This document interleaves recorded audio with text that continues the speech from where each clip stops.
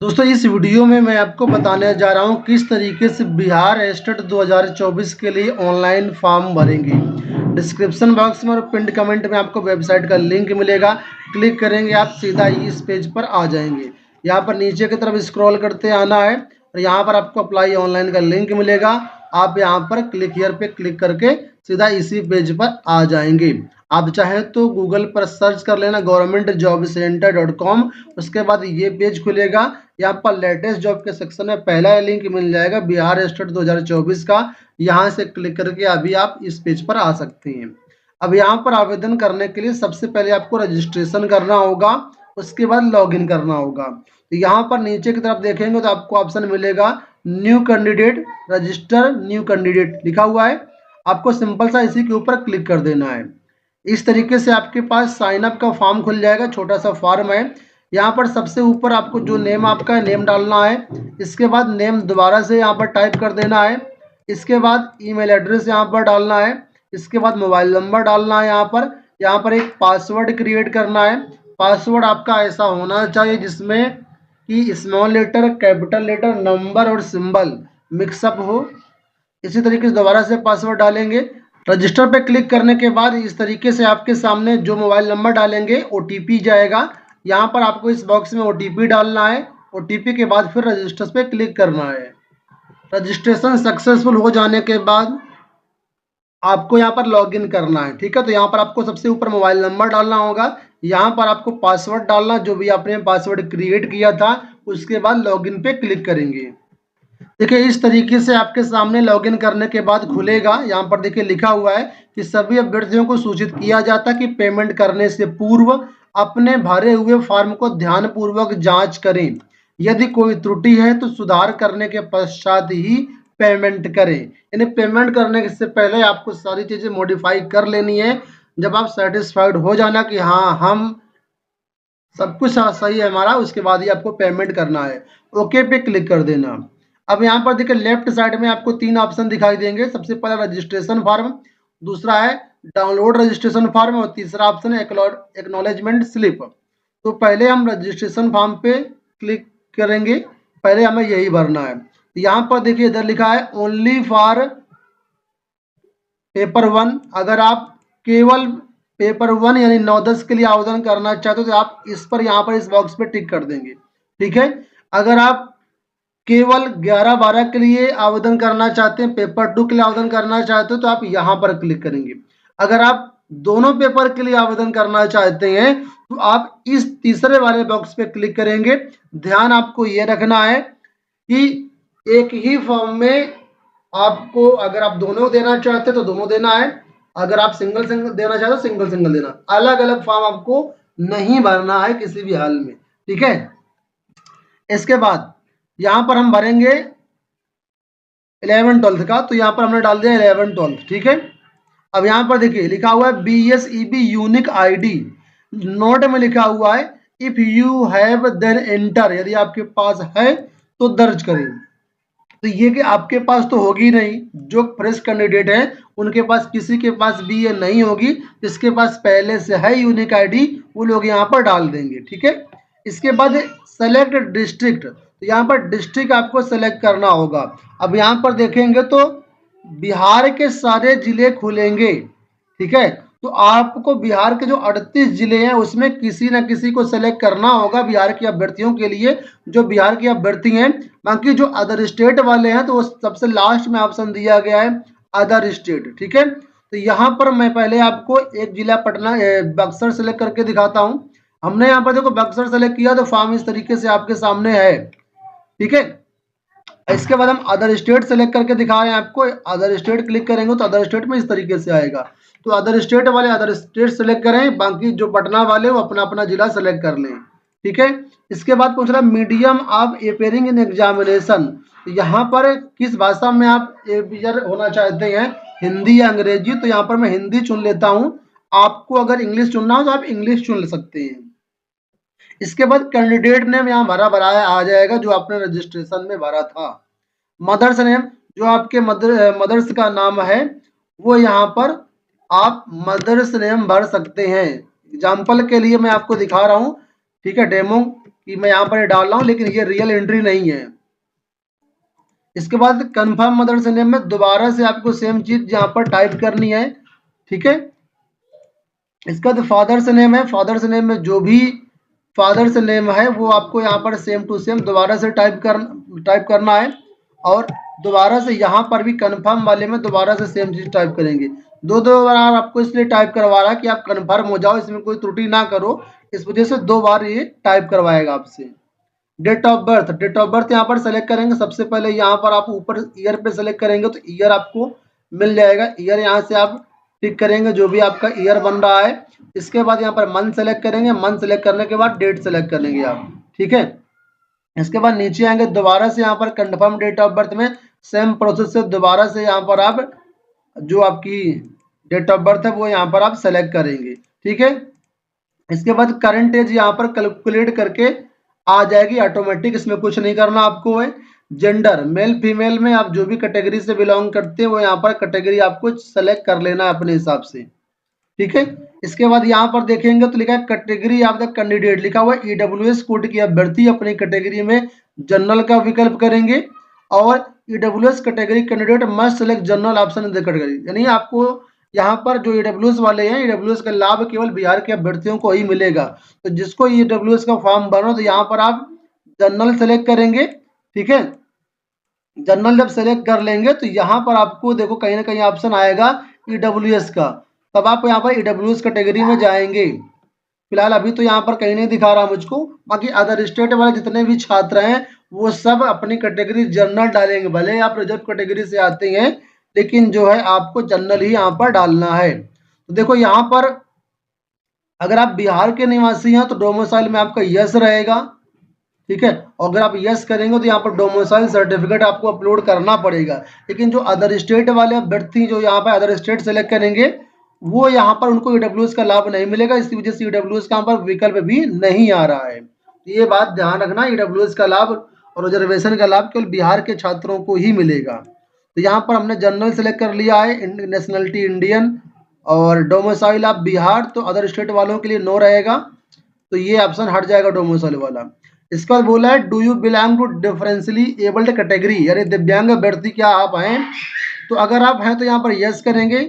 Yes करेंगे तो यहाँ पर पूछेगा कि आपकी कैटेगरी कौन सी है, विजुअली डिसेबल्ड है या हियरिंग डिसेबल्ड है या मेंटली डिसेबल्ड है या लोकोमोटर डिसेबिलिटी है। तो जो आपके ऊपर आप वो सिलेक्ट करेंगे यहाँ पर, इसके बाद उसका सर्टिफिकेट अपलोड करेंगे। अगर आप अदर स्टेट की कैटेगरी से आते हैं तब भी यहाँ पर आपको अपना, अगर आप दिव्यांग हैं तो यहाँ पर आपको सेलेक्ट करना ही करना है। एक्स सर्विस मैन है तो आप यस करेंगे, नहीं है तो आप नो करेंगे। इसके बाद यहाँ पर देखिए आइए क्वालिफिकेशन वाले पेज में। क्वालिफिकेशन में यहाँ पर जो भी आपका क्वालिफिकेशन जिस भी बोर्ड से, वो बोर्ड का नाम यहाँ डालेंगे। मैट्रिक का मतलब हाई स्कूल का भरना है। फिर यहाँ पर कॉलेज का नाम पूछ रहा है तो कॉलेज का नाम आप यहाँ पर डाल देंगे जो भी आपका कॉलेज का नाम है पूरा।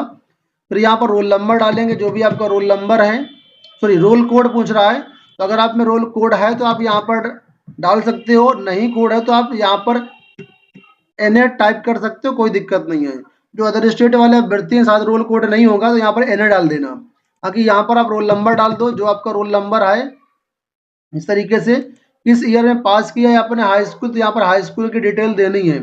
यहाँ पर आपका जो भी हाई स्कूल ईयर है वो हाई स्कूल ईयर डालोगे। कितने मार्क्स मिले हैं 600 में से, क्योंकि हाई स्कूल का पूर्णांक यूपी में तो 600 होता है यूपी बोर्ड में। बाकी जो भी आपका है वो आप यहाँ पर टाइप कर देंगे अपने हिसाब से, ठीक है। तो आप मार्क्स और मार्क्स ऑब्टेन डाल दिया हमने। और यहाँ पर डिवीजन कौन सा है, डिवीजन सेलेक्ट कर दोगे, फर्स्ट है सेकंड है, परसेंटेज को टाइप करना पड़ेगा कितना परसेंटेज आपका बन रहा था। जो भी परसेंटेज आपका बने वो यहाँ पर आप टाइप कर दोगे इस तरीके से। इसके बाद यहाँ पर हाई स्कूल का आपको डॉक्यूमेंट अपलोड करना होगा, ठीक है। इसके बाद यहाँ पर इंटरमीडिएट की सेम तरीके से डिटेल डालनी है। इसको डालूंगा नहीं मैं, आपको मैंने एक बता दिया, अब आगे डालेंगे आप। इसी तरीके से ग्रेजुएशन की डिटेल डालेंगे। ग्रेजुएशन में यहाँ पर आप अपनी यूनिवर्सिटी का नाम डालेंगे जो भी आपकी यूनिवर्सिटी है, ठीक है, पूरा टाइप करेंगे यहाँ पर आप। इसके बाद यहाँ पर कॉलेज का नाम डालेंगे। कॉलेज का नाम जो भी आपका कॉलेज का नाम है वो यहाँ पर कॉलेज का नाम डालना पड़ेगा आपको। थोड़ा सर्वर स्लो चल रहा है, क्या समस्या है मैं बता नहीं पाऊंगा, लेकिन ये है कि सर्वर स्लो चल रहा है, टाइप लेट हो रहा है। इसके बाद रोल कोड अगर है तो डाल देगा ना, नहीं तो ये आप एन डाल देना यहाँ पर। रोल नंबर फिर से यहाँ पर डालेंगे, रोल नंबर ग्रेजुएशन में आप फाइनल ईयर वाला ही डालना, ठीक है, फाइनल ईयर वाला डालना। पासिंग ईयर जिस साल आपने पास किया हो तो यहाँ पर पासिंग ईयर आप सेलेक्ट कर लेना, आपका जो भी है। मार्क्स कितने मिले हैं तो जितने भी आपको मार्क्स मिले हैं मार्क्स यहाँ पर डाल देना। यहाँ पर आपको डिवीजन सेलेक्ट कर लेना और यहाँ पर आपको परसेंटेज भी लिखना है, ठीक है, जितना भी आपका परसेंट है परसेंटेज आपको लिखना होगा। और यहाँ पर आपको उसकी मार्कशीट भी अपलोड करनी है, मार्कशीट या डिग्री जो भी आपके पास है अपलोड कर सकती हैं। इसी तरीके से यहाँ पर अगर आप पेपर 2 के लिए आवेदन कर रहे हैं तो पीजीटी की डिटेल देनी, पीजी की डिटेल देनी पड़ेगी सेम टू सेम। इसके बाद बीएड की भी डिटेल आपको देनी पड़ेगी सेम टू सेम। इसके बाद यहाँ पर देखिए पूछ रहा है सब्जेक्ट फॉर टेस्ट पेपर 2 11 12 के लिए हमने यहाँ पर आवेदन कर रहे हैं, तो सब्जेक्ट किस सब्जेक्ट से आवेदन करना चाहते हैं तो यहाँ पर आपको अपना सब्जेक्ट चुनना है। सपोज करो आप हिंदी से आवेदन करना चाहते हो, सबसे ऊपर हिंदी मिल जाएगा, ठीक है। इसके बाद कोई दूसरा सब्जेक्ट हो तो इसमें ड्रॉप डाउन मेनू खुलेगा, पूरी लिस्ट दी गई है, जिस सब्जेक्ट के लिए आप आवेदन करना चाहते हो वो सब्जेक्ट यहाँ पर आपको सेलेक्ट कर लेना है। इसके बाद यहाँ पर बैंक अकाउंट इन्फॉर्मेशन पूछ रहा है। अब ये बैंक अकाउंट किस लिए ले रहा है मुझे समझ में नहीं आ रहा है, क्योंकि बैंक अकाउंट का कोई फायदा मुझे लग नहीं रहा है, बाकी आपको भरना पड़ेगा। तो candidate name as per bank account, bank account के आधार अनुसार आपका क्या नाम है यहाँ पर आप बैंक अकाउंट अपना नाम डालेंगे, ठीक है। यहाँ पर इस वाले बॉक्स में आपको ब्रांच, बैंक और ब्रांच लिखना है। सपोज करो आपकी बैंक है एसबीआई, तो एसबीआई लिख करके आपकी जो भी ब्रांच है, सपोज करो सिविल लाइंस है तो सिविल लाइंस यहाँ पर आप इस तरीके से लिख देना, जो भी ब्रांच है, बैंक और ब्रांच दोनों लिखना है इसमें। फिर यहाँ पर आपको अकाउंट नंबर लिखना, जो भी आपका अकाउंट नंबर है वो यहाँ पर आप टाइप करेंगे।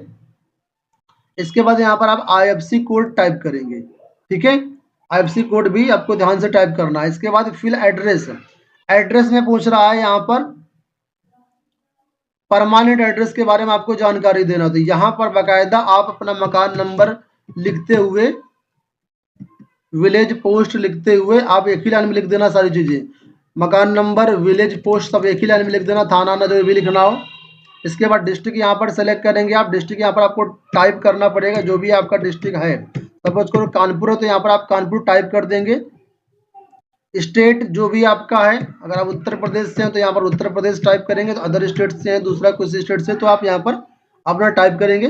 पिन कोड जो भी आपका लगता है वो पिन कोड यहाँ पर आप टाइप कर देंगे। इसके बाद बोला कि क्या आपका परमानेंट एड्रेस और करेस्पॉन्डेंस एड्रेस सेम है, तो अगर सेम है तो आपको इस बॉक्स में टिक कर देना है, ठीक है। टिक, जैसे हमारे केस में तो सेम है तो यहाँ पर हम सेम टिक कर देंगे तो ये ऑटोमेटिक भरा भराया आ जाएगा। लेकिन हो सकता है कि आपका सेम नहीं हो तो यहाँ पर आप टिक मत करना, यहाँ पर दूसरा अपना जो एड्रेस है वो यहाँ पर आपको टाइप करना होगा, ठीक है। इसके बाद नीचे आएंगे तो लिखा है Aadhaar declaration, if you don't have Aadhaar number please select declaration. अगर आपके पास आधार नंबर है तो इसको मत टिक करना, ठीक है, इसको मत टिक करना। अगर आपके पास आधार नहीं है, आपका आधार कार्ड नहीं बना अब तक, तभी इस बॉक्स को टिक करना है। बात समझ में आ गई। इसके बाद यहाँ पर लिखा है अपलोड फोटो साइन, ठीक है, तो यहाँ पर क्लिक करके आप अपनी फोटो अपलोड करेंगे, इस वाले ऑप्शन पे टिक करके अपना साइन अपलोड करेंगे। देखो यहाँ पर लिखा हुआ है upload coloured latest passport size photograph with white background, background white होना चाहिए और 20 KB से 100 KB के बीच में आपकी फोटो होना चाहिए। तो यहाँ पर आप अपलोड पे क्लिक करेंगे, तो यहाँ पर मैंने देखो डमी फोटो अपलोड कर दिया है, ऊपर देखो लिख करके आया होगा फाइल अपलोड सक्सेसफुली, ठीक है, ये डमी फोटो है, रियल फोटो नहीं है। इसी प्रकार से यहाँ पर साइन भी अपलोड करना है। इसके बाद यहाँ पर ये टिक रहेगा और नीचे लिखा हुआ कंफर्मेशन आपको देना कि जो भी जानकारी मैंने भरी है बिल्कुल सही है, ठीक है। अब यहाँ पर आपको सेव पे टिक करना है, ठीक है, पहले आप सेव पे टिक करना, प्रीव्यू पे टिक मत करना, सेव पे क्लिक करना। सेव पे क्लिक करेंगे, लिखा है please fill all the details, यानी अगर कोई डिटेल आपकी मिस हो गई है तो यहाँ पर उसको आपको दोबारा से टिक करना होगा। तो यहाँ पर देखिए आधार नंबर है जो छूट गया है, तो यहाँ पर हम अपना आधार नंबर डालेंगे। आधार नंबर हमने यहाँ पर डाल दिया हुआ है। अब यहाँ पर सेव पे टिक कर लेते हैं। जैसे सेव पे टिक कर लेंगे देखिए लिखा फॉर्म सेव्ड सक्सेसफुली, सेव हो गया फॉर्म। अब यहाँ पर हम प्रीव्यू पे क्लिक करेंगे। अब यहाँ पर देखिए पूरा फॉर्म भरा भरा है आपके सामने आ जाएगा। इस फॉर्म को आप अच्छे से देख लीजिए, अगर कोई त्रुटि है तो तो यहाँ पर लिखा एडिट डिटेल्स, यहाँ पर एडिट डिटेल्स पे क्लिक करके उसको आप मॉडिफाई कर सकते हैं। ठीक है, अगर कोई मिस्टेक नहीं है तो यहाँ पर आप इसका प्रिंट भी ले सकते हैं या फिर आगे आप फीस पेमेंट के लिए जा सकते हैं। तो हमारा सब कुछ ओके हो तो यहाँ पर हम पे क्लिक कर लेंगे। जैसे पे क्लिक करेंगे तो यहाँ पर लिखा हुआ है पे वाया सब पैसा। ठीक है, तो यहाँ पर हम क्लिक कर लेंगे। क्लिक करने के बाद यहाँ पर देखिए इस तरीके से पेज हमारे सामने खुलेगा। अब यहाँ पर कार्ड के थ्रू पेमेंट कर सकते हैं, यूपीआई के थ्रू पेमेंट कर सकते हैं, नेट बैंकिंग के थ्रू भी आप पेमेंट कर सकते हैं। जो भी मोड आपको अच्छा लगता है उस मोड के थ्रू आप यहाँ पर जो है पेमेंट कर लेंगे। सपोज करो आपको यूपीआई के थ्रू क्लिक करना है तो यहाँ पर यूपीआई पे क्लिक करेंगे, यहाँ पर अपनी यूपीआई आईडी डालेंगे, जो आपकी यूपीआई आईडी है वेरीफाई पे टिक कर देंगे। इसके बाद जो भी यूपीआई आईडी डालेंगे उस यूपीआई आईडी पर एक नोटिफिकेशन आएगा, उस नोटिफिकेशन को ध्यान से देखना है और उसको वहां से एमपिन डाल करके अप्रूव कर देना है। ठीक है, यहाँ पर जैसे ही आपका पेमेंट उधर से सक्सेस होता है तो यहाँ पर आपको ट्रांजैक्शन नंबर वगैरह मिल जाएगा। अगर बाई चांस आपका ट्रांजैक्शन नंबर जो है नहीं मिल पाता, पेमेंट फेल्ड हो जाता, तब आप क्या करेंगे? पेमेंट फेल्ड होने की स्थिति में आपको ऑफिशियल वेबसाइट पर आना है। यहाँ पर आपको हेल्प डेस्क के नंबर मिलेंगे, ये यहाँ पर 2 नंबर दिए गए हैं। इन नंबर पे आप कॉल कर सकते हैं 10 बजे से शाम 6 बजे के बीच में। आपकी जो भी क्वेरी है यहाँ से आपको रिस्पॉन्ड कर दी जाएगी। ठीक है, और यहाँ पर ईमेल आईडी दी गई, इस ईमेल आईडी पर भी अपनी कंप्लेंट जरूर डालें कि ये समस्या है और यहाँ से आपका जो रेजोल्यूशन है हो जाएगा। तो उम्मीद करूँगा वीडियो आपको पसंद आया होगा। जैसे फॉर्म आपका कंप्लीट हो जाता है इसके बाद आपको यहाँ पर ऑप्शन मिलेगा, देखो बता देता हूँ, यहाँ पर डाउनलोड रजिस्ट्रेशन फॉर्म पे क्लिक करके अपना जो प्रिंट आउट है वो अपना सुरक्षित रख लेना। ठीक है, इस वीडियो में इतना ही, धन्यवाद।